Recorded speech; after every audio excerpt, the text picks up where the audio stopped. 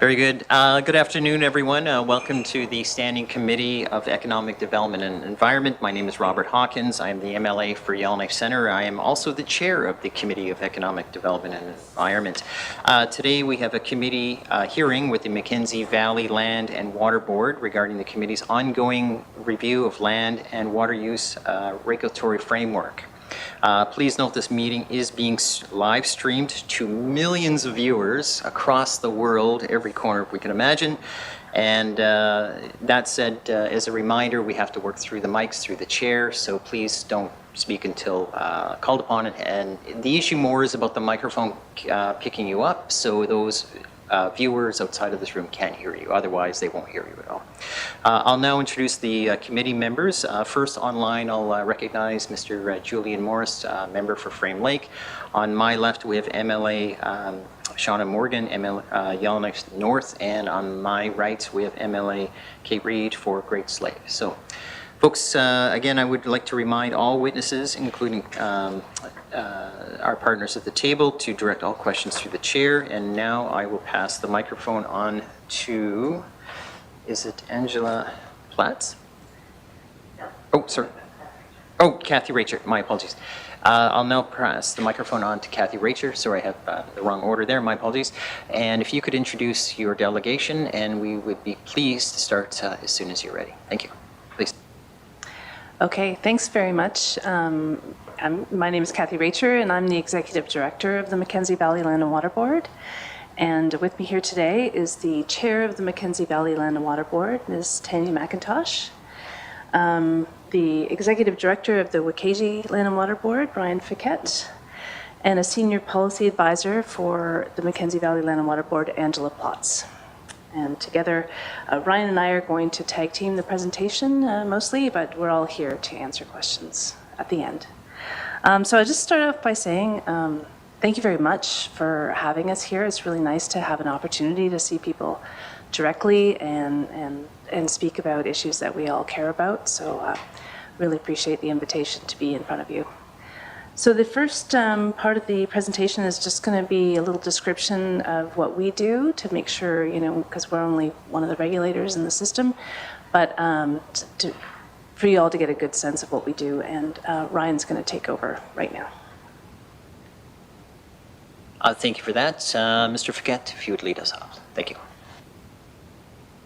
Thank you, Mr. Chair. So this first slide is intended to provide some context about the land and water boards in the Mackenzie Valley. As some of you may know, modern-day land claims are based on and recognize historic treaties, such as Treaty 8 and Treaty 11 and others. They are protected by the Constitution Act of Canada in 1982, and they outline how renewable and non-renewable resources are managed, how parties will work together when making decisions related to these resources. The legislation that we're talking about today, it resulted from those modern day land claims and is called the Mackenzie Valley Resource Management Act, or the MVRMA. This was intentionally created to ensure that the collaboration and the working together continued after modern day land claim agreements were in place. And this legislation and those conversations were what created the institutions of public government that we are talking about today, the land and water boards in the Mackenzie Valley. The integrated resource co-management system was set up to ensure that Indigenous governments and organizations and members of the public have a significant say in environmental impact assessment processes, the permitting and licensing processes, wildlife management, and land use planning that takes place up and down the Mackenzie Valley. So the work of the land and water boards plays a very important role in delivering on the Crown's promises.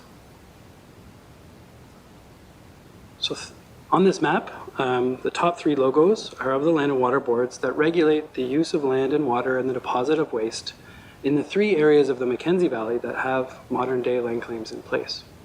They're the Gwich'in Land and Water Board in the top left, the Satu Land and Water Board, middle left, and the Wakaji Land and Water Board on the right in the orange section. The southern area of the map that's highlighted in yellow continues to have historic treaties in place while modern day land claim negotiations are underway. And in this region of the Mackenzie Valley Land and Water Board is also the regulator until such time as a modern-day land claim may be finalized. Each land and water board, is considered and must operate as an administrative tribunal. They are governed by 5 members, one of which is the chair, and they have various regulatory, policy, administrative, executive, and finance staff that support the board in its responsibility with respect to decision making. And the 4 land and water boards, and the reason we're here today together is because the land and water boards further this implementation of an integrated system by sharing a joint strategic plan, human resources, policies, staff, and physical offices with our other Indigenous partners in the integrated resource co-management system.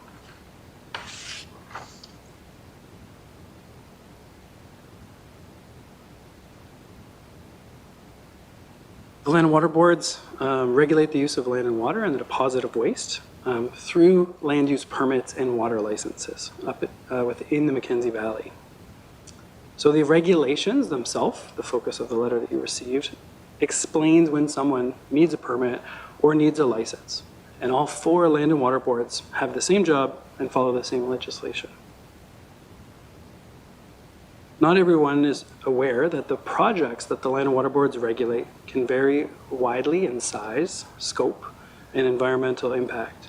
From wood cutting, tourism, quarrying operations, to mineral exploration projects, to an all-season road, to a hydropower generation facility, small and large-scale remediation projects, all the way up to a full-blown mine.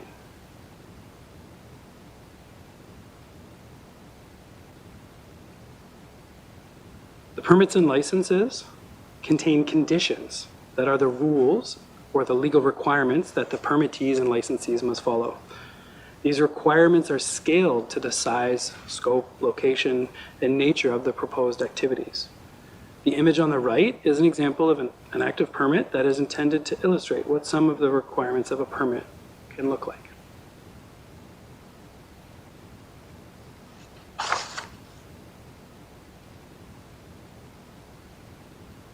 This slide includes images about the process of the land and water boards for getting a permit or a license. So anyone requiring a permit or a license must carry out early engagement with potentially affected parties as the first step. And board staff provide applicants this list of parties that they must contact, as the list may be different depending on the location of the proposed activities, along with all of the other various guidance and templates to complete their application package.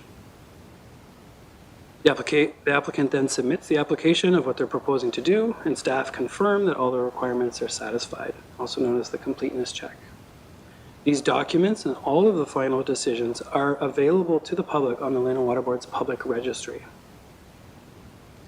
That application and all of its supporting documents, proposed management plans, the engagement record, potential impacts and mitigations related to the proposed activities, they're all distributed to parties for several weeks so that they can review the information and provide comments and recommendations to the applicant and to the Land and Water Board. The applicant then gets an opportunity to respond to each recommendation, and this process takes place on a live real-time platform called our Online Review System, or ORS. So all of this evidence, whether support for or concerns against commitments from the applicants, are all fully transparent and available for everyone to see. And a little PSA, we're proud to share that the GWT is now also using this system for the public review of their wildlife management and monitoring plans.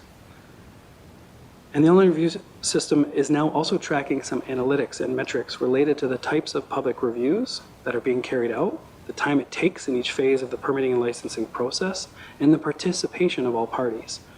So it is a work in progress, but we're excited to have this information ourselves and make it available to the public. At the end of the public review process, board staff then compile the evidence for the board in a staff report in order for the board to make a decision. In exercising its decision-making authority and discretion as an administrative tribunal, boards must consider their mandate of providing for the conservation, development, and utilization of land and water resources in a manner that will provide optimum benefit. The land and water boards must also make their decisions in accordance with approved land use plans, They must consider the importance of conservation to the well-being and way of life of Indigenous peoples, and consider any scientific information and traditional knowledge made available to it.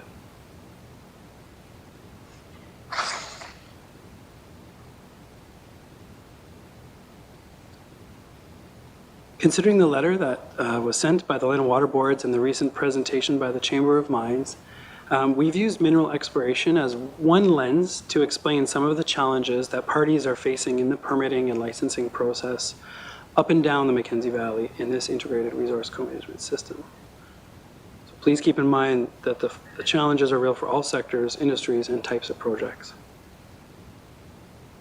The permitting and licensing process established by the MVRMA was created recognizing the potential evolution of a small-scale activity into a full-blown mine. So the level of effort, cost, advanced work, and information gathering, and most importantly, the Section 35 obligations related to consultation, are commensurate to the activities being proposed. The bulleted list on this slide are examples of some of the typical triggers for when a project may need to obtain an authorization, and similarly for why a proponent may need to upgrade their authorization as a project evolves over time. The star highlights an important transition for many projects when they are moving from just having a land use permit to also needing a water license. This is because more than 100 cubic meters of water a day are needed, or there's a need to deposit waste, so a license is required. To satisfy legislative requirements, an applicant for a water license must identify all potential water sources. For mineral exploration in particular, where exact drilling locations may not be known at the beginning of a season, this can be an extreme level of effort, as we saw in the recent applications from Nighthawk and Terra X, where hundreds of lakes had to be identified. An applicant for a water license must also carry out a higher level of early engagement, as you would expect. So this understandably comes with increased cost and time, and a more detailed closure cost estimate is required, because again, there are potentially greater impacts related to water use and/or the deposit of waste. So once a water license is needed, the expectations for engagement increase, the scrutiny on the project increases, and the security requirements increase.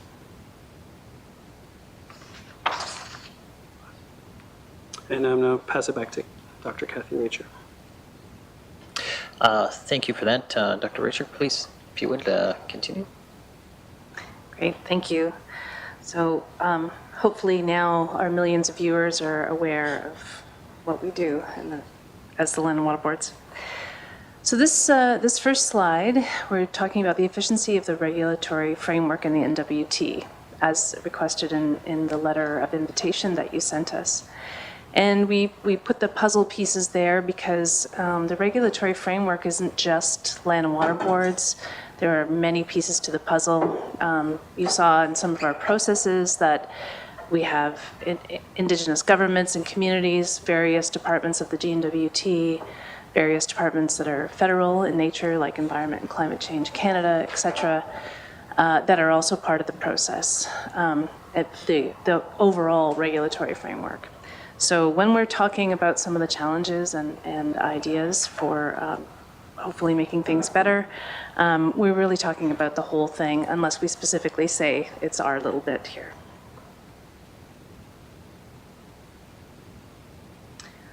In figuring out what to talk about here, we kind of looked up the definition of efficiency. Maximum productivity with minimum wasted effort and expense, which just kind of helps, think about, well, where is there wasted efforts in the process? And in our thinking, we kind of came down to 4 key challenges that we think set us up for failure. And by us, again, I mean the entire regulatory framework. The first one is education. Many parties are not fully informed of the various processes.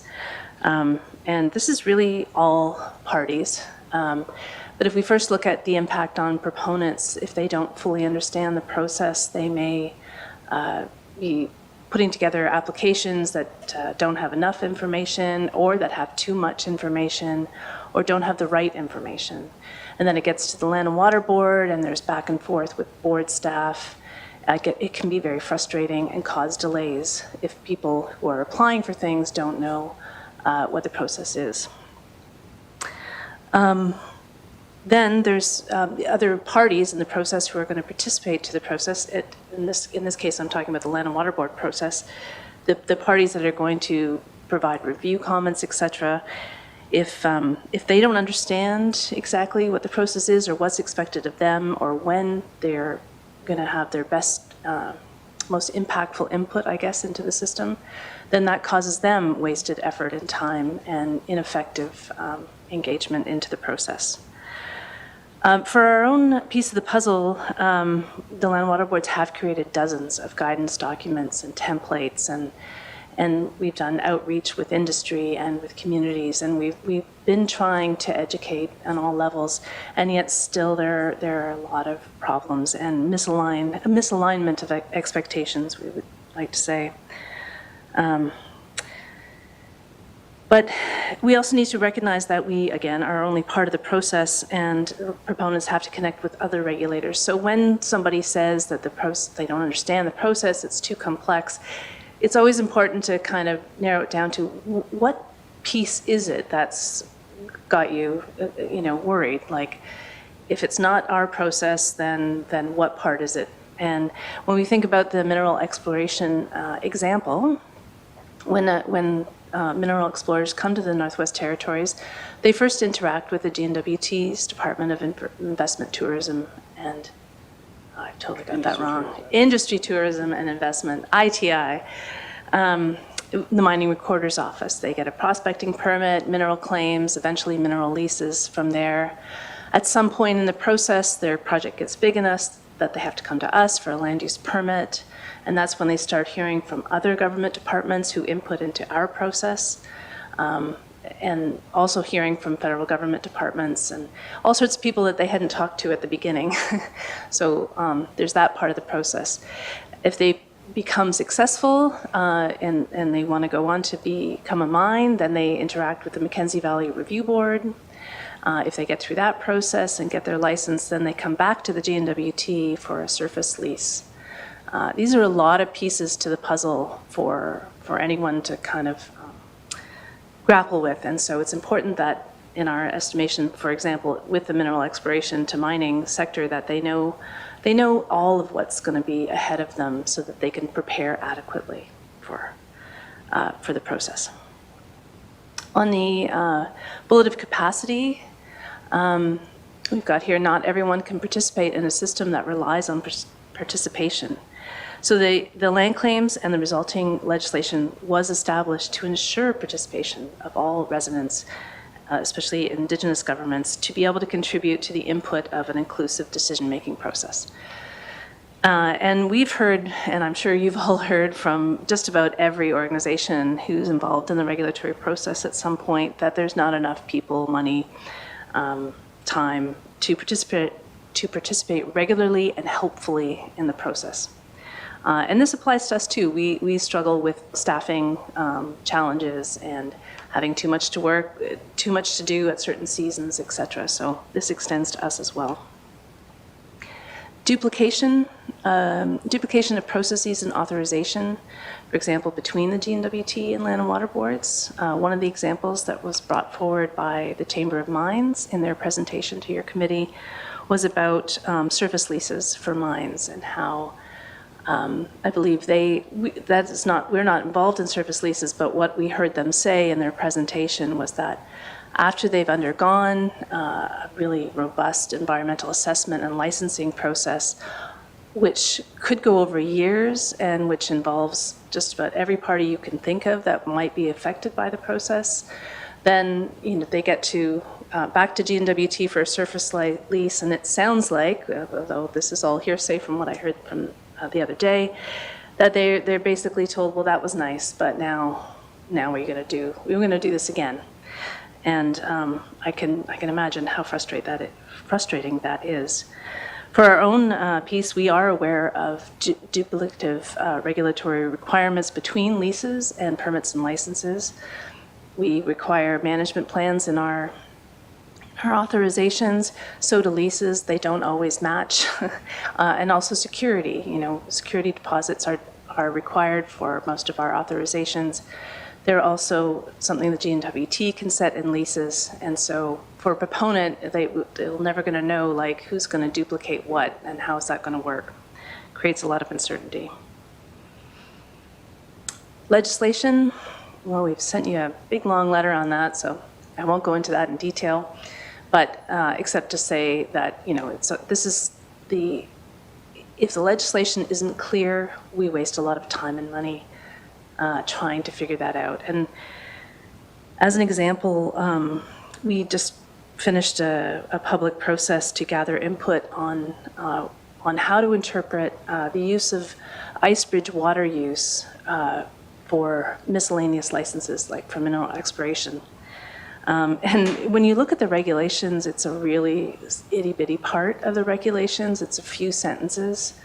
And yet, over the last year, we've probably spent $250,000 trying to figure out what that is in terms of senior staff time and also legal costs, a lot of legal costs.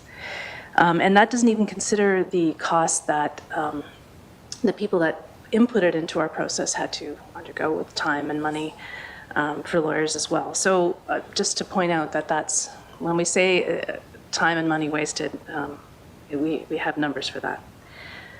And I'd say, like, of all these challenges, education, duplication, and legislation are really parts of the process where there are lots of inefficiencies and wasted effort.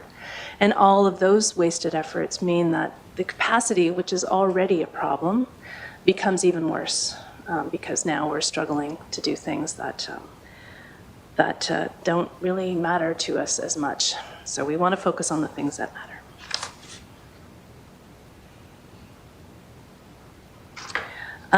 Just wanted to have a brief nod to the environmental audit findings. The Mackenzie Valley Resources Management Act has a section in it that requires every 5 years there to be an audit. And it's meant to evaluate one of the things it's meant to evaluate is the effectiveness of the regulatory system. So a lot of, and this is a third-party independent report, so it's always an important thing to look at when you're considering these things.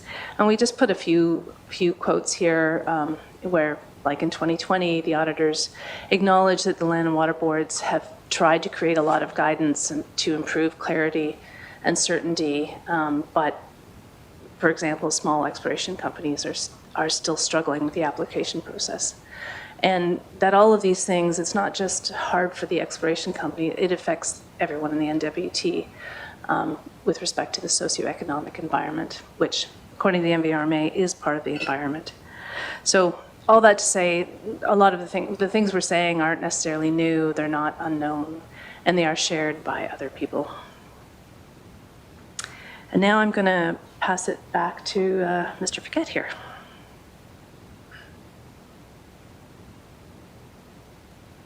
Thank you, Dr. Richer. Mr. Fiquet, if you'd continue, please.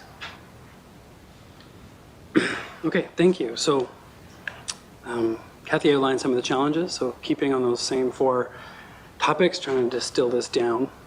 We think that there are some low-hanging fruits, some quick wins, some solutions. There are many more solutions that are on this slide, but we wanted to offer our thoughts in each of these areas on at least one path forward. Education. There is an existing Pathfinder position within the GNWT that assists mineral exploration companies in the early stages. However, as we mentioned, there are many other pieces and people involved in this integrated resource co-management system. And so there are many different types of activities other than just mineral exploration, as well as many different stages that projects go through, where companies need to interact with different parties, different regulators at different times.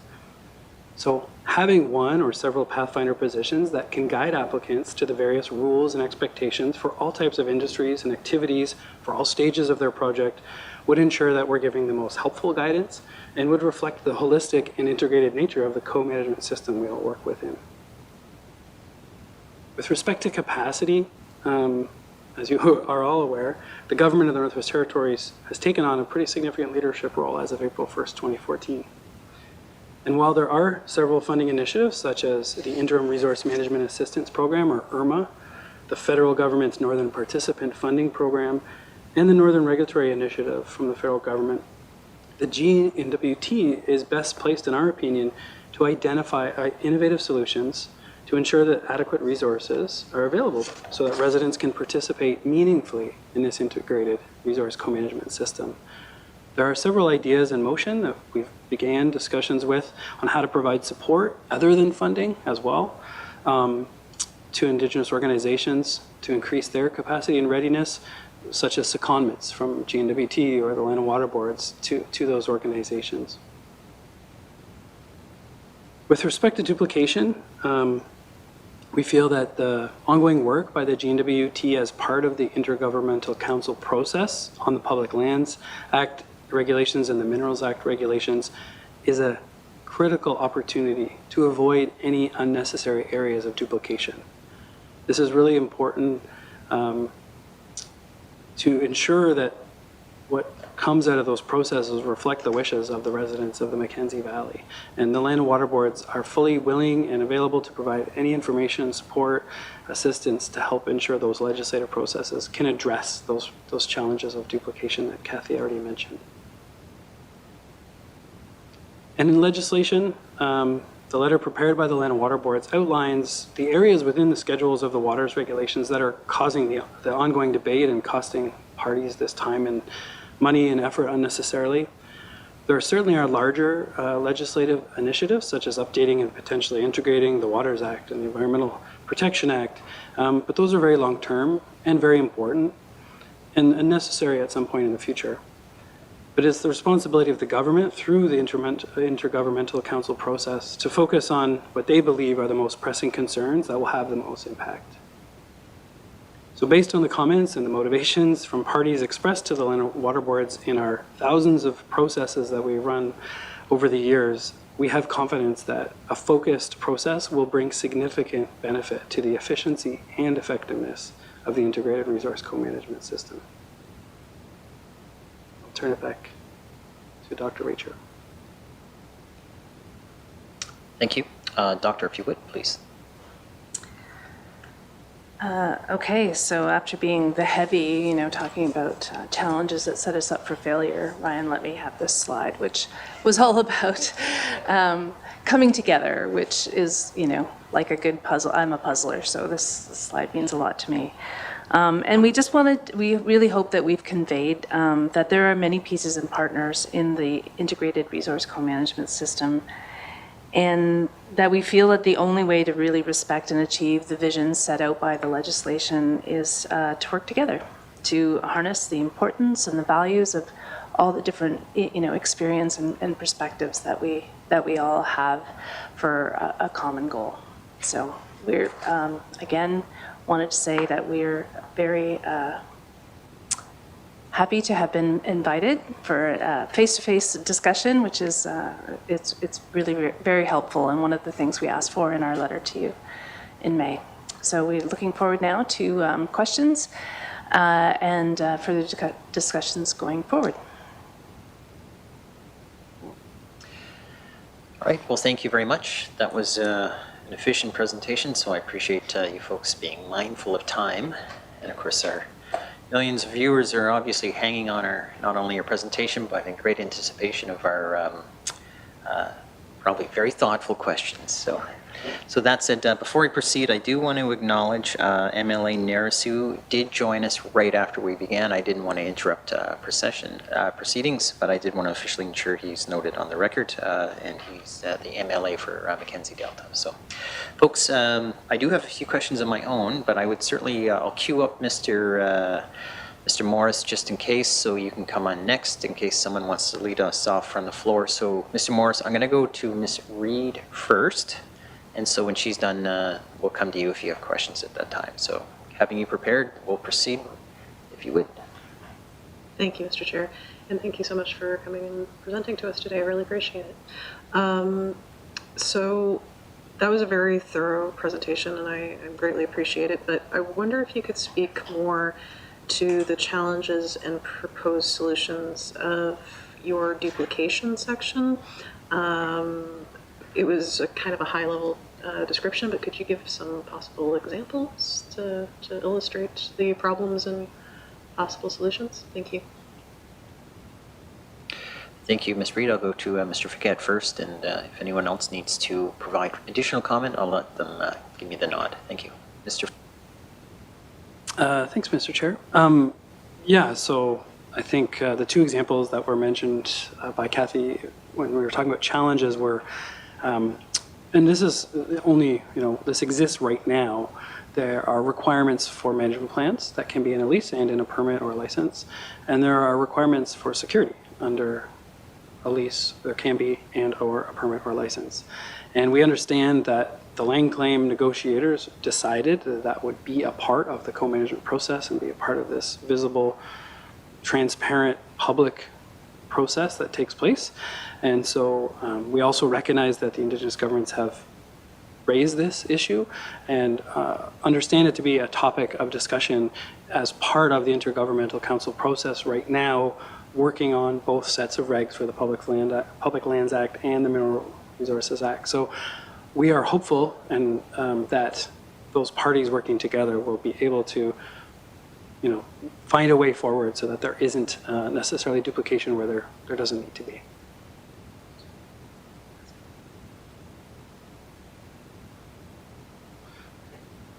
Was there any more examples that? I guess it's... Thank you. No problem. And I saw Dr. Reacher, want to weigh in. Do you want to comment before I go to Ms. Reid? No? Okay, you're waving off comments, so I'll go to... sure that we answered the question. No problem. It's got to be on the record here. Okay, that said, I'll go to Ms. Reid, and again, if folks feel that something needs to be added, don't hesitate to give me the sign. Thank you. Mr. Reid, if you would continue, please. Thank you, Mr. Chair.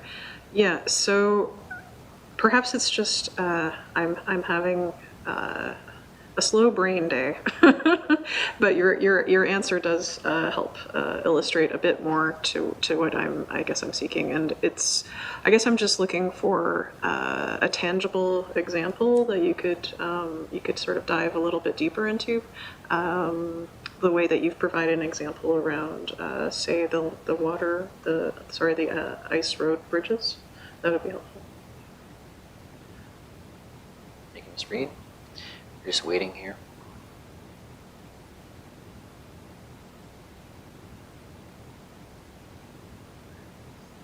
Sure. Thank you, Mr. Chair. Sorry. Yeah, we were just conferring. I think there are the resource, have been extracted in the north for a long time. So there was legislation created decades ago, while the initial co-management discussions of the 1970s were taking place, before modern day land claims came about. And so through legislation or through environmental agreements that came into place before the land and water boards were in place, there's lots of areas of overlap, like closure and reclamation or waste management, that were gaps at the time that were trying to be filled by these various tools. And now that the system has evolved and that there exists for land and water boards and a water board in the Inuvialuit somewhere region, and hopefully there will be more entities that regulate in their areas. I think we see that the legislation that is being worked on at the moment is a pretty big opportunity to make sure we get alignment and remove those areas of duplication. We have, there may not be new environmental agreements, or maybe there will be for major projects. We don't know that. That took place. That was a process and a tool that was used in the absence of this co-management system coming into play in 1998. So I think we're just very cognizant at the operational level where it actually affects and takes up our time when there's a management plan required by a lease and a management required by a permit, that one of those went through a public process and one of them didn't, and they may or may not have conflicting requirements to the proponent, and that's not the end goal or the end outcome of increased efficiency or clarity or effectiveness. Thank you for that, Mr. Fiquet. Dr. Reacher, if you would, please. Okay, thank you. And on the front of security, so our permits and licenses can have security in them, but leases can as well. And so I think one thing I've heard from industry is that it gives them a lot of uncertainty when they go through a very robust process with us where everybody weighs in, there's evidence back and forth, decisions made, a security deposit amount set, the possibility then they could go and get a lease with the GNWT. The GNWT could ask for more security deposit, and maybe that's justified. Maybe it isn't. It just creates uncertainty for the proponent. Like, why did I go through all of this? And now the GNWT is going to come in at the end. And I don't know much about the leasing process, but I don't know if there's any reasons for decision or any kind of transparency to that process as there is with ours.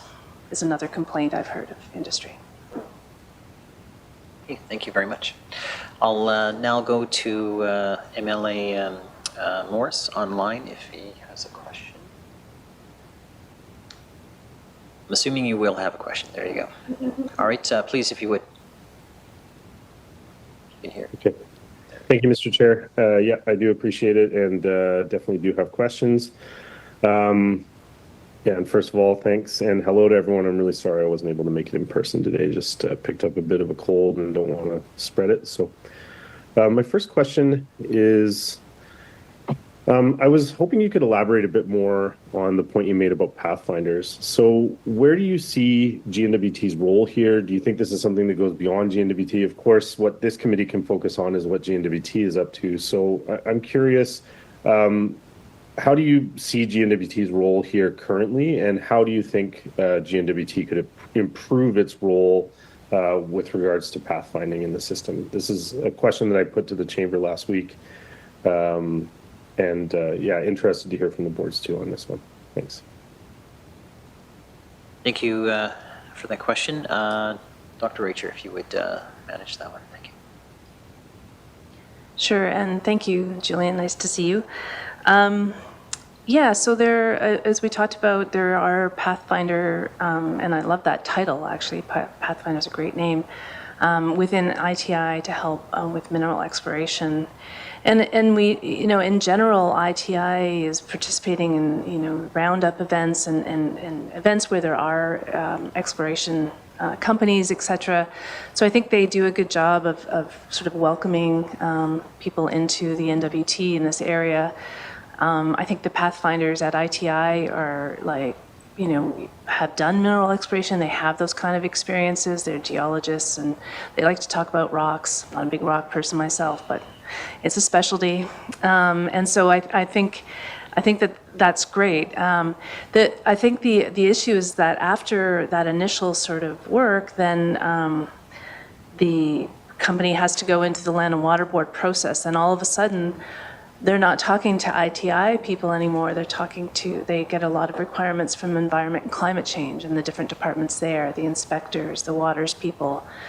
And sometimes I think it's a surprise for them. So for the proponent, they don't, because they've never talked to these people in this other department of DNWT, and not all the departments are pulling in the same direction all the time. They don't have the same focus.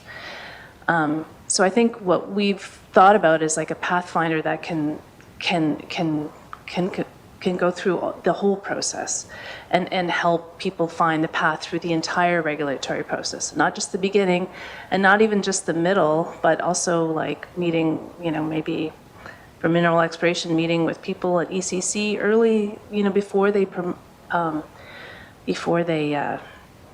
need a land use permit or a water license, just so they can start to understand what's going to be required of them at the next step. I think that's part of the thing that is missing. So in terms of what the GNWT can do, I think your pathfinders need to know more, need to be more than just from one department. I don't know how you do that. I'm not going to tell you how to do that, but or have knowledge of all of the things that this proponent is going to encounter with respect to the regulatory process writ large.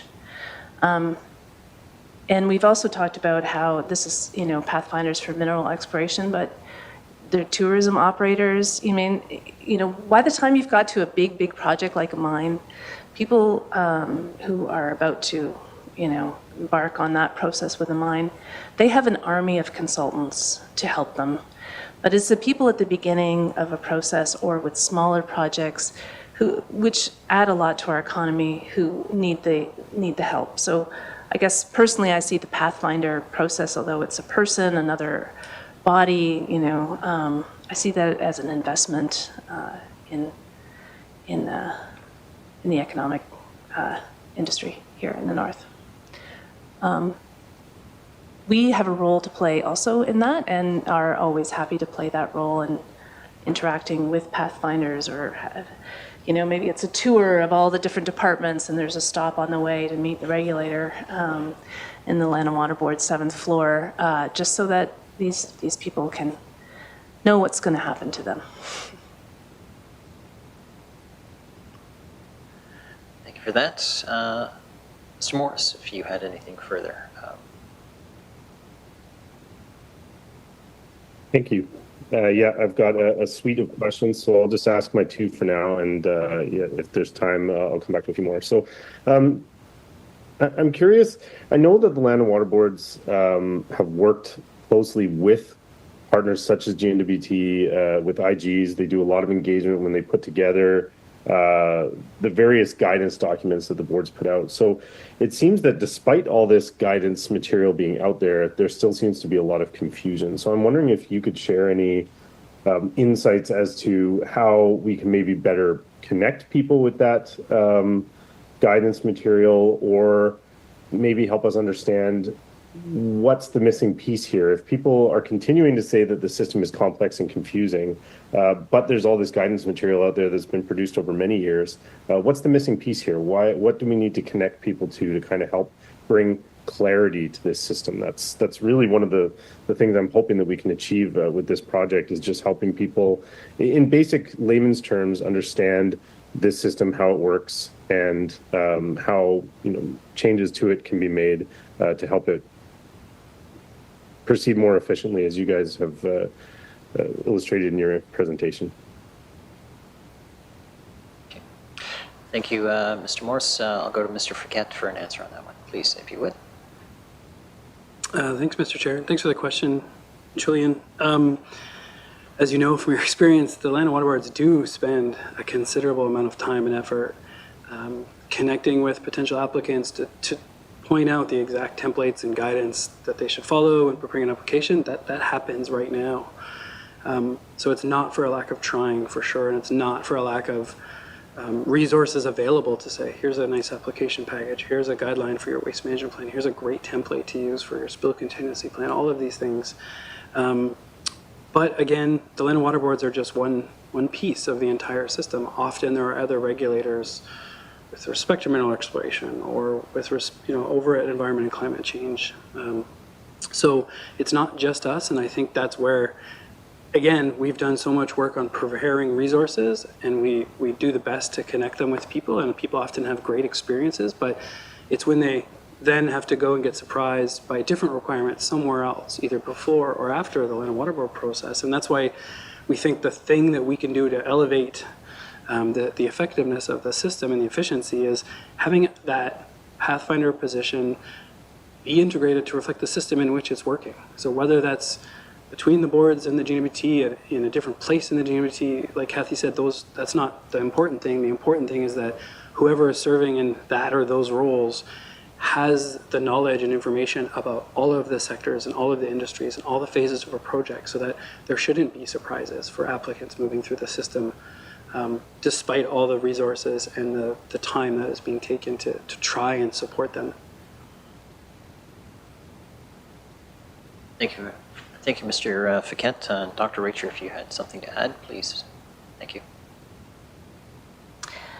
Yeah, thank you. I think that's most of the answer. I just, sometimes I've wondered if, there's always this constant messaging that the system is complicated, it's too hard, it's too complicated. And sometimes I think the message alone makes it so, that people, proponents come in thinking it's complicated and hard.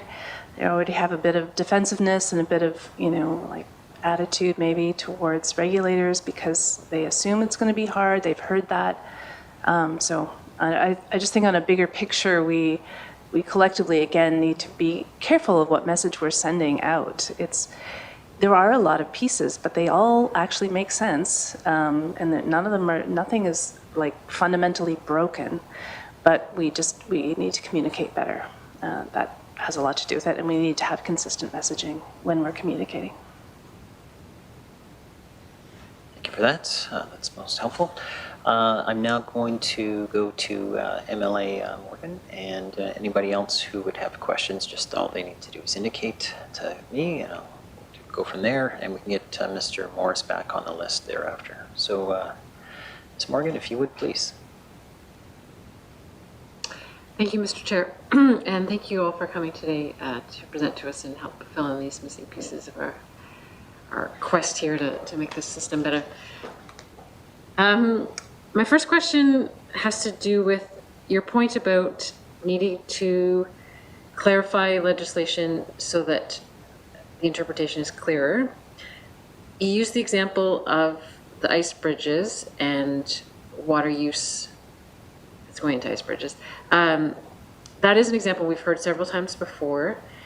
The Chamber of Mines did indicate that there was some sort of maybe partial resolution established with that one, that there was agreement that smaller stage exploration projects would be exempted.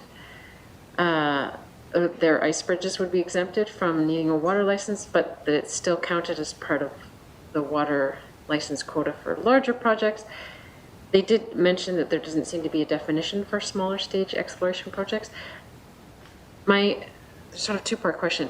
On that, do you feel that the issue of interpretation around ice bridges has been fully resolved, or is more work still yet to be done? And then secondly, are there other examples of wording or aspects of legislation that are causing a lot of grief in terms of interpretation of wording or meaning? Thank you. Just looking for a volunteer. Yeah. Okay, Dr. Racher, if you would. Thank you. Okay, thanks very much. With respect to the question of whether that ice bridge water use for early exploration has been resolved, the full board did make a decision last week at their meeting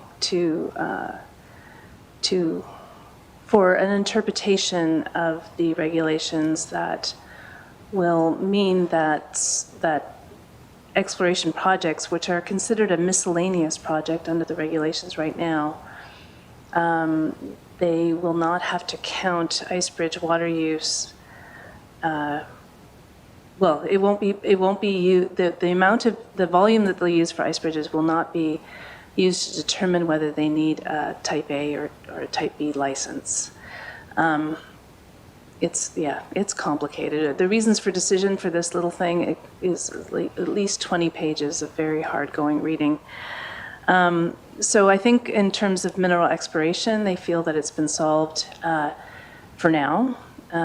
But two things. One, as I said, like mining and milling is a different schedule. It has different language, and so we weren't able to say that ice bridge water use it can't be counted in other license types because the regulations just aren't put out that way. So, and I guess their main question is, why is a non-consumptive use of water counting to be regulated? Why do they have to have extra regulation for this water that's just going from on top, under the ice to on top of the ice to make a thicker bridge? And the reason is that the water use under the Act is defined very broadly, and so anytime a water is not available to some other user, it's a use. So that's part of the complications there. So in terms of if it's been resolved, well, temporarily, I think we've called this a Band-Aid solution, because we're not, land and water boards don't write legislation. We can't change definitions. We just are struggling to interpret this. And so the only permanent fix and the thing that people have asked for is to to change the wording in the regulation. Because this board decided that it could go with this interpretation, the next board may not. We don't know. The language is so unclear. The whole part about this is so unclear, and the fact that mineral exploration isn't even mentioned in the regulations is very troubling and very hard for us to deal with. So that's the first part, and I completely forgotten the second part. Oh yeah. That there are other things that are troubling. One thing, and these are things we're actually actively working on through legal public processes as well. We've been asked a question about whether, if you have a Type A license, which is the bigger license, more scrutiny, mandatory public hearing, like for a mine, and then you go into closure and reclamation later, and so things are scaling down, the water uses and the potential impacts are less. Can you go back to a Type B license, which has less scrutiny? In some ways, it has just the equal, it can have as many conditions or as stringent as conditions as a Type A, but it doesn't require a public hearing or ministerial sign-off. Can we do that? We showed you an example of where you have a Type B license and then you scale up your project to a Type A. Can you come back down? It's not clear in the legislation. And so people are asking for that. So we have a protracted review process for that now. It's been over a year. And honestly, when you look at the regulations, there's no answer in there whatsoever, but everybody's disagreeing on what we should do there. Another one, the licensing criteria for municipal undertakings. One of the criteria for needing a water license for a camp or a lodge, like a tourism situation, is that that you need a water license if it has a capacity of more than 50 occupants per day. Capacity of more than 50 occupants per day. What does that mean? Does that mean 50 people show up in a day? They stay overnight? That you have 50 beds, but you're only having 20 people there? Like, what does that mean? And we're arguing about that too with things in the Gwich'in region. There's big arguments about that too. Everybody has a different opinion of what this phrase means, and when you look at it, it's just I don't know. I mean, we just pick an interpretation. But this is part of what, when people say there's regulatory creep, well, there's only regulatory creep when the regulations aren't clear, because it can go into all these different directions depending on who's read it today. So those are some other key examples. Oops. Thank you, Dr. Richer. Just before I go back to MLA Morgan, just to clarify, not only for committee, but probably our viewers as well, we heard ice bridge, but often we hear the phrase ice road. I just want to clarify for everybody, are we talking about the same word just used differently? And maybe I'll get you, and as well as I'll put the request, you'd mentioned an interpretation was provided. Is it possible that that decision can be forwarded to the committee for its convenience and information? Dr. Richer.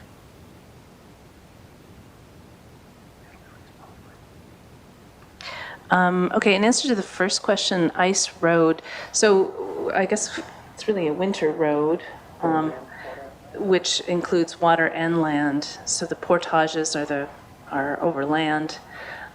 Water used to build those portages over land is counted. Always, it is a water use. But the ice bridges are just the bridge over a water body. So just so they are different things, a road. And an ice bridge is part of a winter road. That makes sense.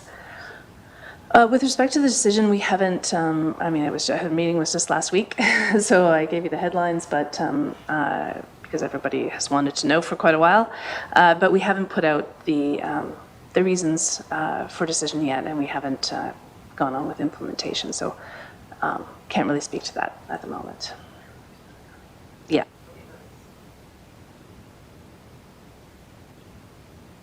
They'll be released publicly in the next few weeks. Thank you for that. And thank you for that clarification, because often those words are used interchangeably. So it's actually nice to hear the difference of what it meant. I think that was helpful even for me. So I'll go back to MLA Morgan if she would like to continue. Thank you. Thank you, Mr. Chair.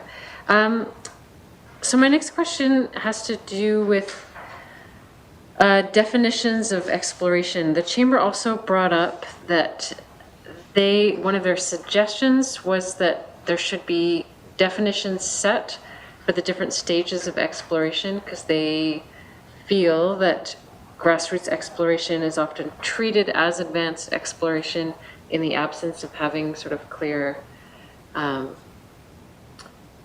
defined stages of what each looks like. I'm curious to know what the Land and Water Boards, or how you feel about that request, or are there other ways to ensure that smaller scale projects are not treated as,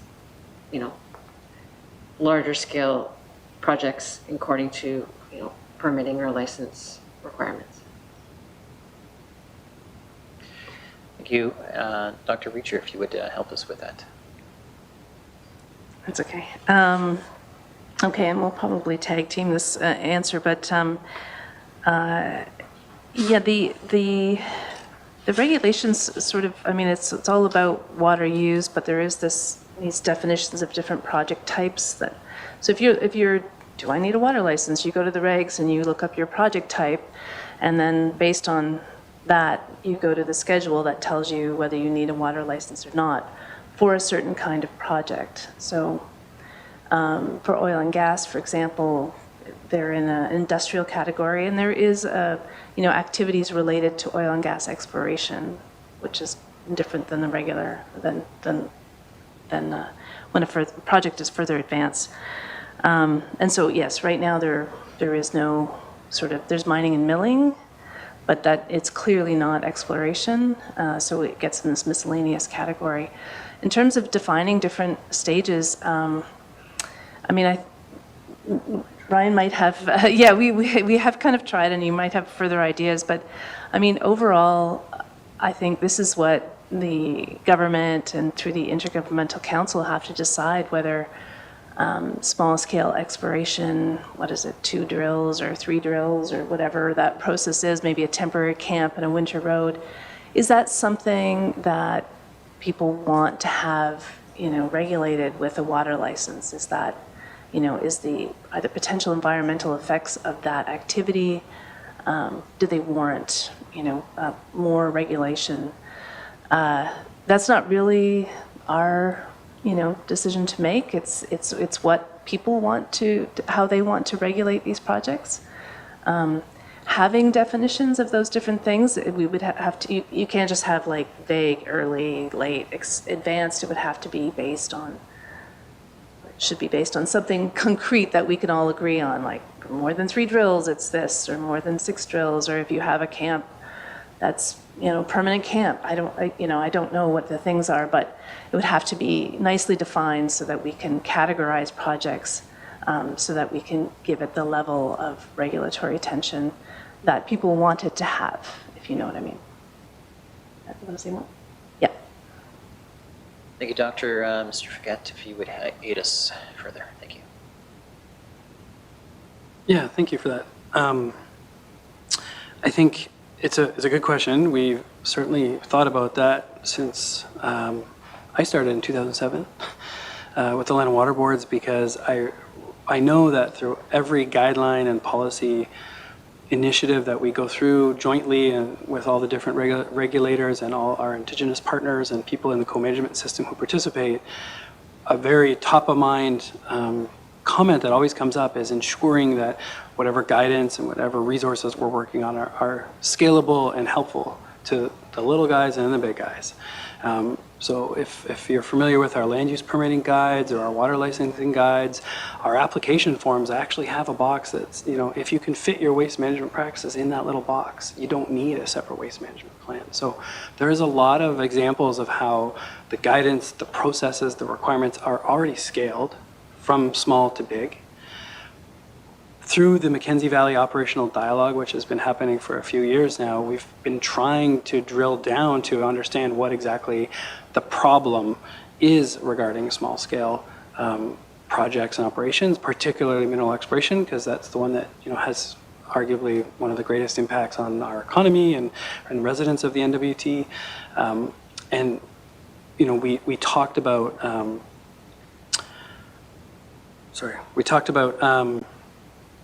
just forgot my thought.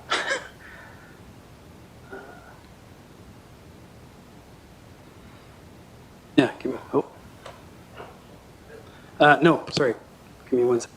No, that's fine. Mr. Forget, we can come back to you by all means, and you can add it further to any other further answer, unless you need clarification of the question. But that's it. We can always come back to you. I potentially have Mr. Morris online for a further question. Just and before I ask, are you okay? Yeah, no, I was trying to remember. I had a really good point. All right, that's fine. Okay. It's okay. So close to figuring out. Okay. We'll come back to you, Mr. Forget, if you have the unfreeze moment. You can just say the screen froze. That said, I'll go to MLA Morris if you'd like to ask another round of a couple of questions, and then we'll proceed through committee members, obviously. And of course, we welcome anyone who wishes to. Please, Mr. Morris. Thank you again, Mr. Chair. So, in your presentation, you guys spoke to capacity building in the system. You mentioned GNWT could be a leader with innovative solutions. I'd be interested to hear some elaboration on that point. What kind of things you think, or maybe this isn't something that you have answers to yet, and you feel GNWT needs to be doing more to figure out what that would be. But maybe just to begin, could you help committee better understand first what the problem is when we're talking about capacity building for participation in the system? And then maybe if you could follow up by talking about what you feel GNWT specifically could be doing to help with this problem. Thank you. Thank you, Mr. Morris. Mr. Forget, if you would, please. Yeah, thanks, Mr. Chair, and thank you for the question, Julian. So to the question about why, I mean, I believe there was actually a recent letter written by the Illinois Dene First Nation, which very elaborately, in detail, describes their capacity challenges and how that affects the Land and Water Boards and the Integrated Resource Co-Management System is that the system is based on a public process where everyone gets to participate and provide input into the process that informs the decision-making process and ultimately results in a better decision at the end of the day.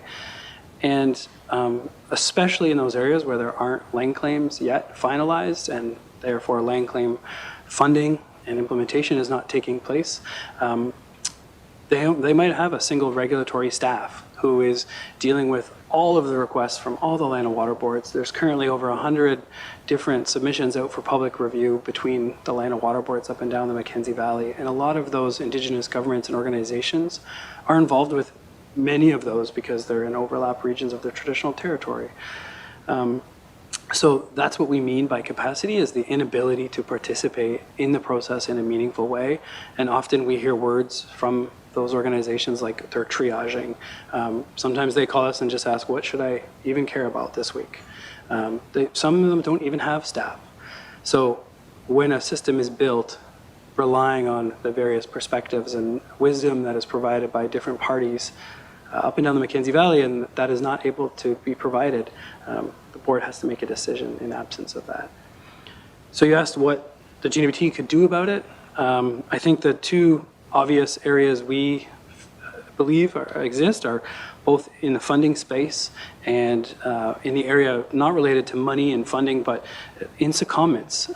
There are staff positions within the Land and Water Boards and the GNWT where you have folks that are familiar with the regulatory system and that could help. And there's no learning and getting up to speed, which is always a capacity challenge in any organization, that we could immediately add some extra horsepower to those organizations and assist them in participating in a meaningful way. The funding pots that I mentioned, the three that I mentioned earlier, IRMA, Northern Participant Funding Program, and the Northern Regulatory Initiative, some of those are federal government programs. The last two are federal government programs. IRMA is the GNWT's program that is in place, which is invaluable because there's no land claim implementation funding going to groups in that area that was highlighted in yellow on the map.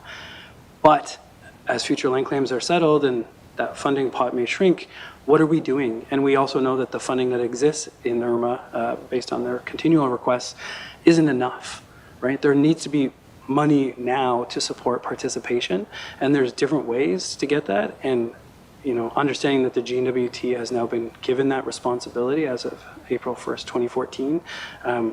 Again, we see the GNWT being in the best position to understand where it may be able to get funding from, whether from within or from without. But it's the GNWT who needs to be advocating, because ultimately those resources will ensure the participation in hopefully a meaningful way and ultimately increase the efficiency and effectiveness of the entire co-management system. And I'll turn back to Kathy. Thank you, Mr. Forget. I'll go to Dr. Racher if you would provide some further insight on that. Thank you.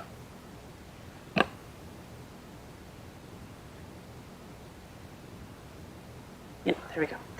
I just had one little point to add that from what we've heard from people who receive the IRMA funding is they have to apply for it every year. It's not a multi-year situation, and so it's very hard to keep staff. So again, the capacity is lost when you train someone up for a year, and then because you can't guarantee them a job, they leave and go somewhere else, and then you start from zero. So that was just my other point. Multi-year funding is important for these things. Thanks. Thank you for that interesting point on that last one. Mr. Morris, if you'd like a second question, please. Yeah, thank you. Yeah, just continuing on this thread, in your presentation, you touched upon the fact that capacity is drained when parties spend time on interpretation or things not related to a specific project. So so that's one challenge. But another question I have is, are there things in the system which could be changed, which would help stakeholders better focus on the most important applications before them? So you mentioned this already, Ryan. Right now, I mean, the boards and the system takes pretty much what I would describe as a fire hose model. Pretty much everybody receives everything, and everything comes through without a triaging process. And, when companies are coming forward, whether it be for a very small extension application or, a new type A water license, they're required to do engagement. Now, of course, the engagement guidelines require different levels of engagement for different things, but nevertheless, I mean, you see the IGs on their end receiving a lot of applications. They're receiving engagement requests from various different companies, some of which may be more important to them than others. So I'm just wondering if there's anything that can be done in the system, or if you guys have been thinking through that problem and how kind of the process of triaging could maybe be done up front in some way so that people aren't inundated with so much information that isn't necessarily as important to them as, projects which are kind of moving forward in a more substantive way than some others which might just be in care and maintenance. Thank you, Mr. Morris. I'm just waiting for a volunteer. Take your time.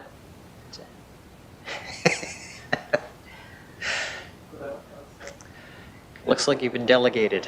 There you go. Mr. Fouquet, if you would take that on. Thank you.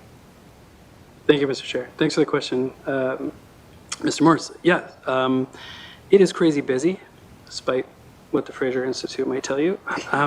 There's lots happening in the Mackenzie Valley. It has not slowed down in the 17 years I've worked for this organization. And yes, people are spending time being involved in processes to try to get clarity on interpretation of legislation when they could be focusing on a potential mine in their traditional territory that might bring them economic reconciliation at some point in the future. So there certainly is that wasted effort. I think, it's not for us to decide what people receive. We understand absolutely that should be the choice of the participants and the parties that exist in this integrated resource co-management system. We understand also that our guidelines and our policies, ensure and reflect Section 35 obligations. So just to your question about can they receive more or should we do something different? our job is to make sure they get the information, and people control their own notifications, for example, in our online review system, so they are able to opt out or be on different distribution lists. But ultimately, it comes back to education that we talked about previously, about what to do with that information. What does this mean? What is this process that I'm being asked to participate in versus this one? Oh, this is for a permit extension renewal versus a major mine project. If they don't even have the capacity to decide that, that's a problem. And if they or they're not familiar with the co-management system and the processes of going through permitting and licensing, they also can't make an informed decision about that. So this, again, comes back to making sure people have the right information and the information they need. That's what the definition of effective communication is, the right information to the right people at the right time, no more, no less. And I think that Pathfinder position, again, we've seen that Pathfinder position in different types of governments in different jurisdictions, not just in the regulatory world.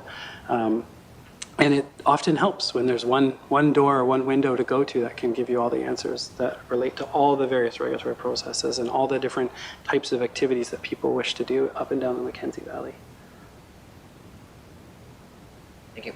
I'll go to MLA Morgan, and Ms. Reed wants to weigh in later. Just all she needs to do is let me know. And I believe we still have Mr. Narasu online. And Mr. Narasu, if you have any questions, just let the clerk know, and we'll certainly get you on the list.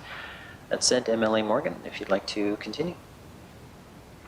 Thank you, Mr. Chair. I did want to follow up on what Mr. Fouquet was starting to say before, because I think you were almost hitting on something. So, okay, so if we just go back down this pathway, we were talking about how there's sort of a proposal or suggestion from the chamber that the solution to, the scalability of the licensing and permitting is to have different definitions of different stages of exploration. But you were saying you've been trying to work with them and drill down and understand what are the specific challenges around what is being inappropriately applied, that assumes a larger scale that's being inappropriately applied to a smaller scale or something. And then you were going to say, and I think you come up with it, that was my question. What was he going to say next?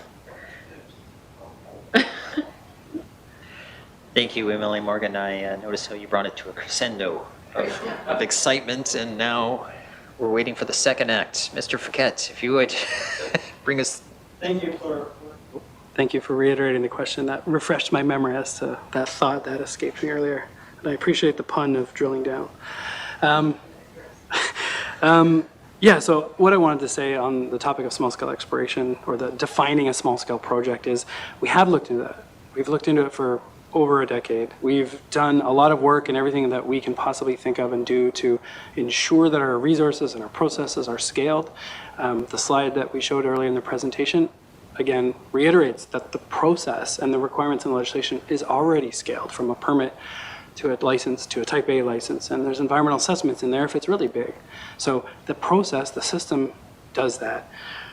With respect to can we define a small-scale project, when we've had those discussions through the Mackenzie Valley operational dialogue to try to figure out what does that mean? Why do we need to do that? What are we talking about? And this is where the root cause, I think, in our understanding is the water use. So right now, a drill uses approximately 35 cubic meters of water, and a little small exploration company may have 2 or 3 drills. Right now, if you're over 99 cubic meters a day, you need a Type B water license. If you're over 299 cubic meters a day, you need a Type A water license. It is not for the land and water boards to decide if those thresholds are appropriate. That is for the intergovernmental council process.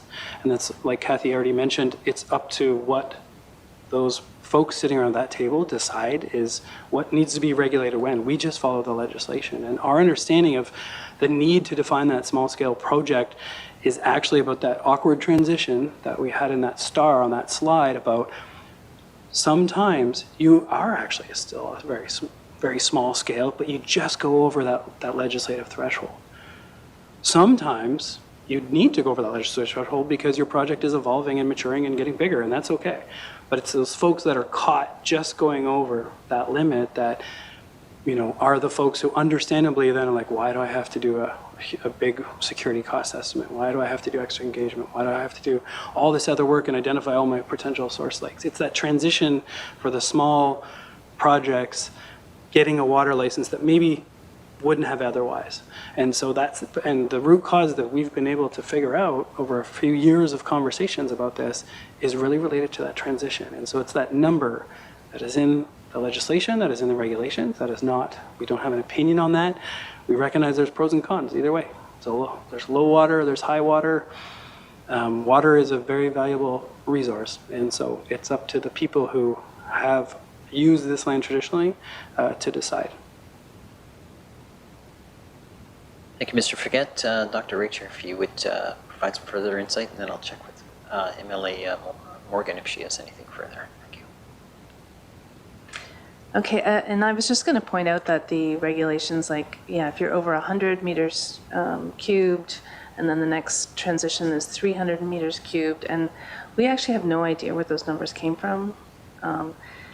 So that's frustrating too. Like, it's hard to even say that they're right or wrong, or that they're actually meaningful, because we don't know why they were chosen. So, it's like things costing $2.99 instead of $3. Like, I don't, is there a difference? I don't know. But it matters. It matters to these small scale operations. 3 drills and you're over the limit, so. And also, the other consideration they keep talking about is consumptive use versus non-consumptive use. When you use water and it's contaminated at the end versus it just goes back to the source it came from, that's another potential way to look at things as well. Thanks. Thank you. Anything further, MLA Morgan, please? Thank you, Mr. Chair. Just a quick follow-up. And so these specific numbers and thresholds, are they in the regulations or in the legislation itself? They're in regulations, which would be easier to change then. Okay, I see nods. So, okay, those numbers are in regulations, and we can perhaps investigate further through this committee whether there are some specific rationale or precedents about where these numbers may have come from in the first place, or whether there's an intention to try to set evidence-based thresholds or numbers going forward, or have them be based on some kind of science or rationale that everyone can agree on. Okay, thank you, Mr. Chair. That's it for now.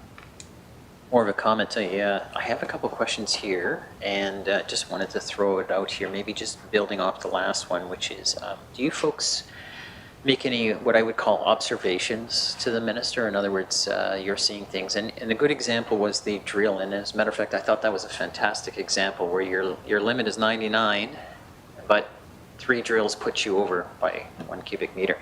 So a couple points on that one, which is, have you made that observation to the ministers? Because it would be helpful everyone is on the same page of what information is transposed, going back and forth. And furthermore, has there ever been any discussion about creating what Mr. Forget would appreciate this, a variance, from City Council land permitting process. So in other words, you can have a variance given the discretion of those who approve your application, and there's limits. So in other words, the reason I say that is asking for 1 cubic meter doesn't change the story of what's happening. It changes the bracket you're working within, the threshold. But a variance by way of example, and I'm not saying you need to consider the variance, I'm just saying I'm making an observation of fundamental things that change the story of what we're dealing with. So back to, have you folks ever considered writing letters of observations of challenges you're seeing consistent and regular? And I can provide tons of examples, but I mean, I'm sure you have your own. So I'll go to Mr. Forget first, and we'll see with that. Because I think you are a solution, and as well as party and a partner to some of the challenges we're seeing here. And I don't mean you're to blame, but I mean, we all have to be part of a solution, and sometimes sitting knowing the question and potentially knowing the answer, but not sharing it is the challenge. So Mr. Forget, if you would, please. Thank you, Mr. Chair. So the answer is yes. We have communicated this formally to the minister, most recently on May 28th, to the Honourable J. MacDonald, Minister of Environment and Climate Change. We've also communicated this in letters to the federal government in November of 2017, and also released a perspectives paper in 2011 on perspectives on our observations as regulators to improvements to the regulatory system. This was from 2011. Many of these solutions or ideas stemmed from feedback and evidence that the boards receive through their various processes all the time from all sorts of organizations, whether it's federal, territorial government, Indigenous government, members of the public. Keep in mind, some of those solutions are probably outdated and not relevant anymore, but there is a whole list in that perspectives paper, which is available on our website. But there has been letters sent. And was there a second part of your question? Sorry. The variance.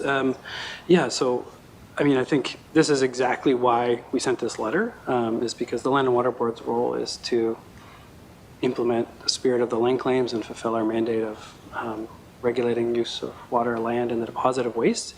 The thresholds as to when we do that, i.e. this 99 cubic meters versus 299, is not up to us. We don't know why those numbers were set. As Kathy mentioned, we've done as much homework as we can to try to figure it out. But again, it's not us that should be deciding that. The values of the people who use this land through that intergovernmental process are the folks who would decide in the regs what needs to be regulated. Because to your point, a third drill shack that puts you over the 100 cubic meters, what if all three of those are smaller in footprint and cause less environmental potential impact than two big ones? I mean, there's lots of different ways that this could look. And so it's, again, our job is to just implement the legislation, and these are things that are set out in the legislation. We cannot change that, but if the owners of that legislation and the folks who have a role in helping ensure it reflects the wishes of the Indigenous governments and organizations are willing and amenable, we've put forward some suggestions on some of the focus that could be achieved as what we believe a low-hanging fruit in the short term, because they are regulations and not an act, as Elaine Morgan pointed out. Okay, thank you for that. Similar question, but it may be, if you feel the answer has been just given, which is the regulations. And so the water regulations, you come reference and whatnot. Are there simple wins that you folks could propose, or is it all wrapped up already in your prospectus? But what I'm looking for is, ultimately you folks, chair included, and everybody is, you're the operators and you're the first point of contact or the regular contact of these issues. And you're seeing the issues in on themselves, whether they're education or interpretation, definition, et cetera, et cetera. I mean, are there quick wins that you folks would see to change the story? And we're not talking about taking away things that make them less worthy, but making them simpler to use or understand. Looking for a volunteer.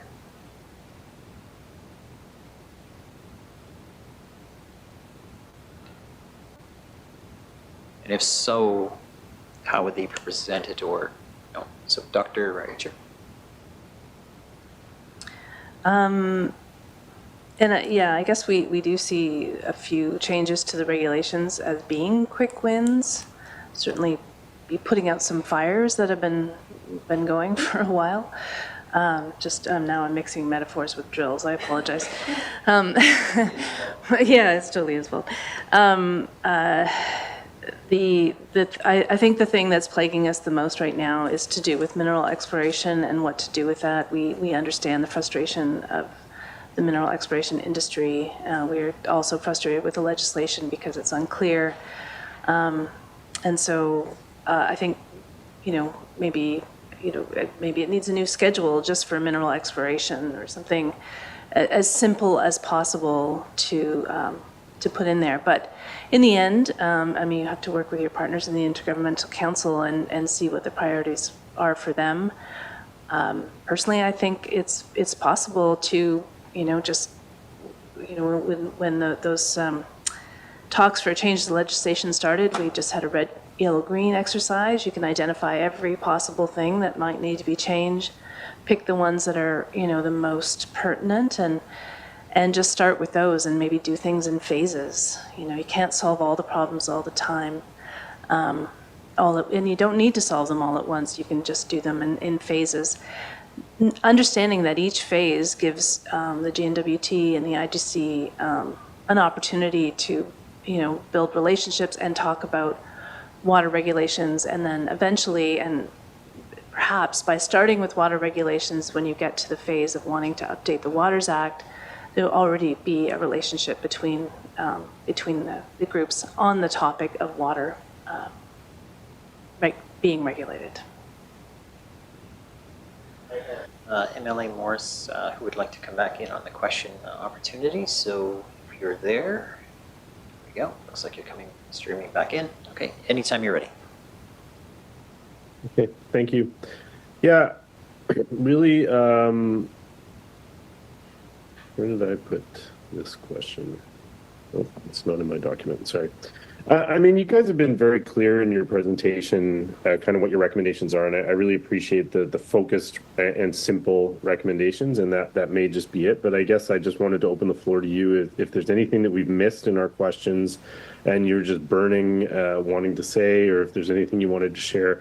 I just wanted to kind of give you an opportunity to have kind of an open comment on anything you think committees should be aware of with this system. With GNWT's role in the system in particular, and how that could be changed or made better or help the system work better if GNWT changed something. I think you guys have been pretty clear about what you're looking for, but if you had anything that's been missed today, I'd be curious to hear.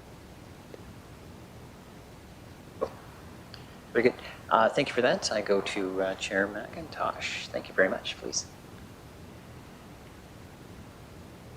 Thank you, Mr. Chair. It's a great opportunity to speak here. My name is Tanya McIntosh. I am the chair of the Mackenzie Valley Land and Water Board. You know, we created this presentation, and having this opportunity is really showing that we are working together. I appreciate that. From my First Nations perspective, the governance is so important. And allowing us to do it in an effective, meaningful way shows that our relationship building is progressing. And so with that, you know, we've outlined some of the issues that are creating undue stress, extra work.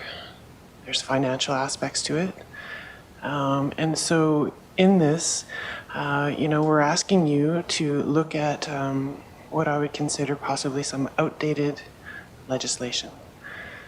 And in this ask, we recognize that everyone is busy, so we're triaging, much like the First Nations have to do when coming to the table.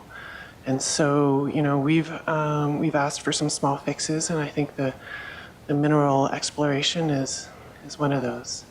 We have a Band-Aid solution in place for our processes, but I just want to reiterate what this wonderful team has said, is that working together is important, and understanding that we can't fix everything right now, totally get it.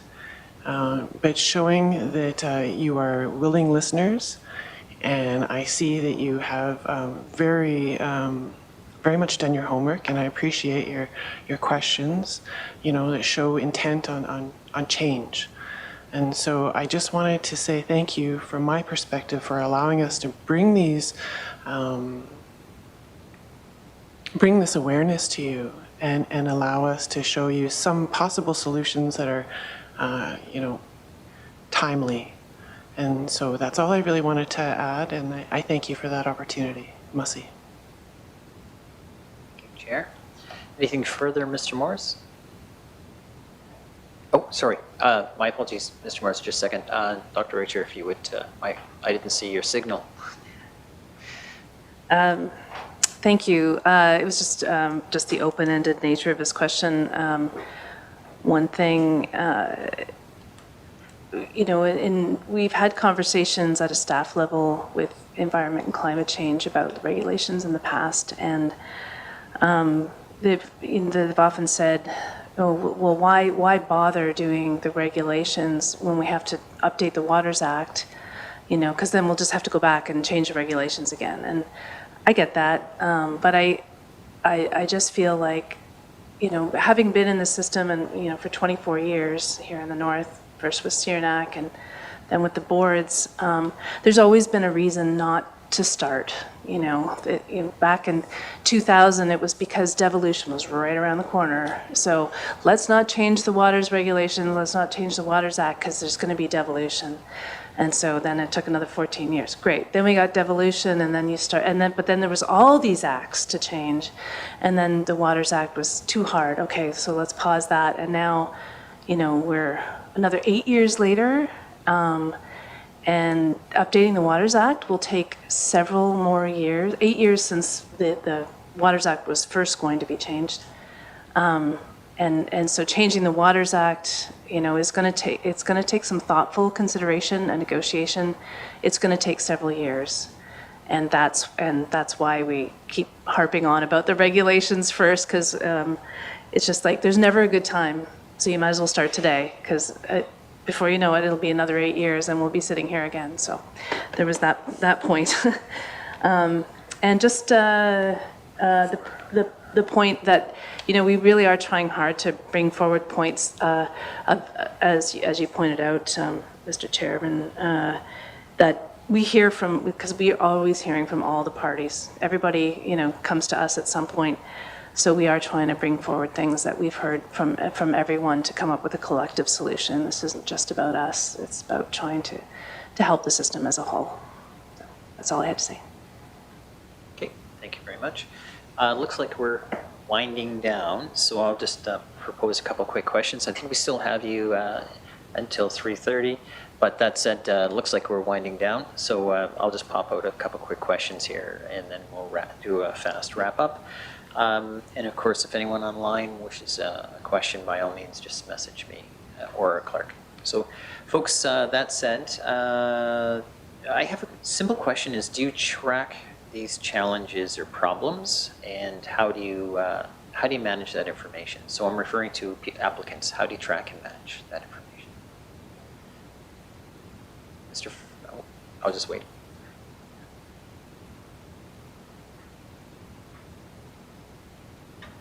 Mr. Paquette, if you would.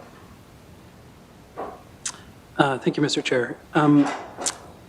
Because we use the online review system, all of the input, whether it's concerns, issues that might be raised by any party during the Land and Water Board's processes, is public. It is there, so it's not hidden in any way. Often the board's reasons for decisions address all of those concerns or issues, or decide on a resolution where there's just areas of disagreement. Certainly some of the bigger issues that might rise to the top, so to speak, during various proceedings are tracked. We probably have half a dozen different legal disagreements that are currently exist between the various levels of government about legislative interpretations in different areas, not just the regulations, but with respect to the Waters Act or others. So there's at least half a dozen pretty big ones, just like this water use one that you're familiar with and that we use as an example. This one is obviously relevant to the regulations themselves. That's why we use that example. Thankfully, we have Miss Angela Plotz here with us, because literally her whole career has been keeping track of all of the different ideas and problems that have arisen over the years. And the most important ones are the ones that you see reflected in these various letters over the years.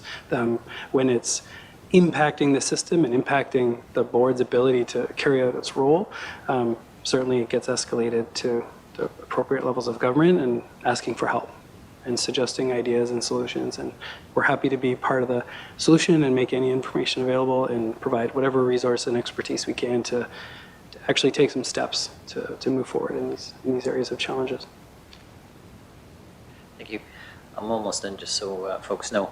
A comment was made, and I just wanted to clarify. I did hear, rewriting the Waters Act, etc. I mean, folks realize we have a limited life as elected legislators, and we're not in the business at this particular time recommending rewrite the whole act. I mean, that could take a decade. But one of the things committee wants to do is ensure that we're helping the proponents involved with these types of regulatory initiatives are heard, and there's processes amended in a manner that help the free-flowing of stuff. And it doesn't mean the integrity of the questions and challenges are blown up. It's a matter of, are they easier to manage and deal with and effectively respond to them? So that being said, I think on one of your slides, slide 4, you mentioned license and permitting. and the rules for proponents. Do you find that these terms and conditions are somewhat similar across all development stages, and including partners, all that? Mr. Forget? Thank you, Mr. Chair. One of the initiatives that the Land and Water Boards undertook a little more than 10 years ago was to create standard land use permit conditions to help the small guys, because we recognize that consistency and clarity is very, very important. And this was at the time, shortly after, in probably 2008, when the Land and Water Boards started working together under the same umbrella, formally, governance-wise, sharing policies. And so that one region to the Mackenzie Valley to the next, you're not necessarily getting a different permit that looks completely different for the same type of industry. So those standard land use permit conditions have existed for more than 10 years. The boards recently, within the last 10 years, have produced standard water license conditions as well, which was a massive undertaking. And the land use permit conditions are being updated as we speak following that exercise. So we absolutely recognize the benefit of having standard conditions and run public processes where industry, levels of government, the public, Indigenous governments and organizations get to participate in those and provide their input, because we want the best, most effective conditions possible. And those are always the default. And thankfully, of course, as an administrative tribunal, the Land and Water Boards, if there is a specific circumstance or evidence on the record that warrants, special or unique consideration for a project, that is always given. Thanks. Thank you for that. I've got 2 questions left, one really easy one, which is, have you folks ever looked at or made any recommendations about a common application that can be shared? So just building on the last question. So people aren't reapplying for different stages. They can build upon a current one and it be shared throughout the partnerships. And while you're thinking through who wants to take that one, sometimes I hear, well, we have to reapply because something's changed or someone's asked a slightly different question and we're not sharing information across organizations. So do you see that impacting you, or do you see there an opportunity? That's, I thought, the easier question. Thank you. Mr. Forget. Thanks for that. Yeah, maybe just some clarification back. I mean, there certainly are standard application forms that are used, whether you're applying for a permit or a license. And again, the legislation dictates if you would like to change a condition in that permit or a condition in that water license, whether you have to go through an amendment process or a renewal process, which can be different. So the legislation, again, is what sets out those rules of when an authorization may need to be updated or not, and when a new one is needed. So that's not something that's necessarily in the Land and Water Board's control, if I understood your question. Fair enough. And the last question I have, and then we can work towards closing, which is around security deposits, on maybe how you calculate them and how are they reflective of the risk taken on. And I'm worried about duplication as well as applications change or situations change, how are they returned in maybe a progressive manner. So, Mr. Forgets. You're right. That was a more fulsome question, or at least it has a more fulsome response. So historically, there was a tool that the Land and Water Boards inherited from the federal government that was used to estimate the liability, right, the closure costs of particular activities. Over the years, that tool has been used for those projects that only require a land use permit. A recent initiative within the last decade where the Land and Water Boards, through again the public process, working with Indigenous governments and Chamber of Mines and ITI and other various government departments, updated that tool, recognizing that it was very out of date. And right now the Land and Water Boards are currently considering how to best implement that tool, because one of the implications is that securities will be, if implemented straight up as is, they would be far greater than they are right now, because the old tool significantly underestimated security liabilities. And I'm talking about projects just with land use permits. For those kind of medium and larger projects where there's a water license involved as well, the Land and Water Boards have adopted a different tool, which was developed by the GNWT. It's now on version 7, I believe.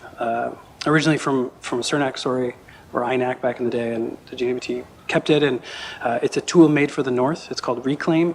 It's essentially a very, very fancy spreadsheet that has lots of different tabs and actually uses unit costs for like hauling rock or building a road that reflect what it costs up here in the north based on many examples of cleaning up legacy sites that the government has had to take on. So it's a built for the north tool that is considered very impressive by a lot of people in other places in Canada and the world.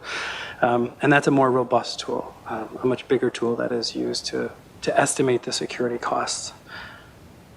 And what was the other part of your question, sorry?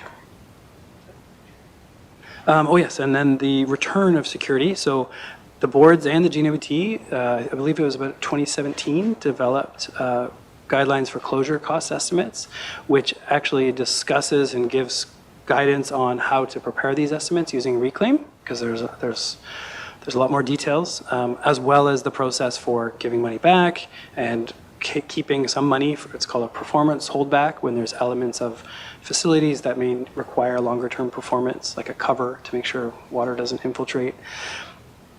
So the boards do often receive requests, especially from the big mines, when they do a substantial amount of progressive reclamation, requesting millions of dollars back because they've completed some work. And so that has to be linked back to the approved closure plan that might be in place and the security estimate. There was a dollar value that was estimated, whether right or wrong, was set aside for that work, and now that work has been complete. So the boards are very familiar with and often are giving refunds or increasing security estimates and deposits that as needed. And if there was anything else I missed, nope, okay. I think Kathy wanted to add something else. Our operator had to attend to a quick thing, so we'll have to hit our buttons. So if you hit, you'll cancel mine. So, Dr. Racher, if you would please fill in the last part, and then we'll work towards finishing it. Thank you, Dr. Racher. Okay, thank you. I didn't know I had so much power there. The whole time I had that power and I didn't use it. Just pointing out when we were talking about security just on land use permits and the reason why we have different sort of ways of estimating security on land use permits versus water licenses. And it's because land use permits are typically for, they can be very small operations, a quarry, wood cutting, a tourist lodge or something like that. And one issue that has come up around security for those smaller projects is just that often, and especially I think the GNWT always wants 100% liability covered for the security deposit, but for some of these operations that would effectively close them down. And it has, in at least a couple of instances we know of, we did give security equal to the estimated liability and the operations had to close, which is not what anybody really means to do. So when we're thinking about security, it's always important to think about how much risk you're willing to take, especially if it's a mom and pop tourism shop, why put them out of business with a security deposit? Or anyway, it's just something to consider, and the GNWT will have to consider as well, because they do provide evidence to our processes about how much risk you're willing to take on security estimates. And thank you for that. It looks like our team is back in the booth. So, folks, looks like we've wrapped up unless someone has a burning question. I think we've covered most subjects today. That said, if we feel the need, we can always write folks and see what we get from there, or even call you back. The intent is to provide some ideas and suggestions to make the system better, and no one's trying to undermine the system by any ways. Sometimes we hear concerns and whatnot, and practical examples are very helpful because we hear problem faced by industry. Sometimes we're not aware of the years of problems built around that one, but yet the solution sounds easy, but no, it isn't, because interpretation is way more complicated than we see on the surface. So that said, folks, I'd like to now ask the chair if she'd like to say any final comments as we wrap up, or including the staff, and then we will bring it to a close. Madam Chair, would you like to say a few words as we finish off? Please. Thank you, Mr. Chair. Again, I just want to reiterate, I guess if I can get that out, my gratitude for this opportunity. I really want to thank my team for their hard work that they've put into this presentation today. We take it very seriously, and I see great things that are happening here with just the energy in the room. And again, I just thank you for just being prepared. And it's very technical stuff. It's very high level. Even as the chair of the Land and Water Board, I consider myself a generalist. These are my specialists. I rely on them heavily to get this information in a manner that is able to allow you to absorb it and make your decisions and actions to help remedy the situation. So again, I just wanted to thank you. Masicho. Right. If nothing's further, at this point, I'd now like to thank all our witnesses for your time today, including our millions of viewers online. We're running the numbers now.